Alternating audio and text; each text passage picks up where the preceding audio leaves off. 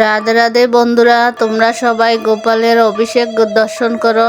এটা ছিল জন্মাষ্টমী উপলক্ষে গোপালের অভিষেক। পূজার আগে ভগবানকে ভালো করে অভিষেক করে নিতে হবে।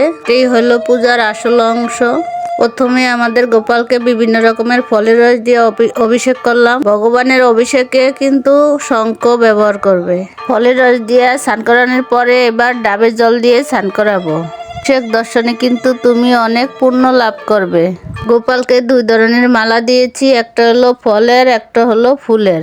এবার ডাবের জল দিয়ে অভিষেক করে নিলাম। ডাবের জল দিয়ে অভিষেক করানোর পরে কিন্তু ঘৃত মধু পঞ্চমুক্ত দিয়ে অভিষেক করবে।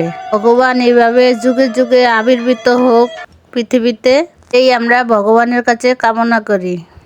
আমিও অভিষেক করেছিলাম আর বাসায় সবাই মিলে আরতি করছিল, সবাই মিলে গান কীর্তন করছিল।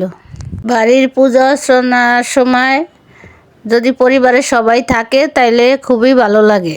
এবার বিভিন্ন রকমের ফুল দিয়ে পুষ্প অভিষেক করে নিলাম। ভগবানকে অভিষেক করিয়ে আসলেই মনটা অনেক ভরে গেল। এরপরে ধূপ প্রদীপ ভগবানকে দেখিয়ে তারপরে বস্ত্র পরিধান করাবো। দুধ দিয়ে স্নান করানোর পরে কিন্তু গঙ্গা জল দিয়ে স্নান করাতে হবে। স্নান করানো শেষ, এবারে গোপালের গা মুছে নিব। গোপালকে কি মিষ্টি দেখাচ্ছে, তাই না বন্ধুরা বলো?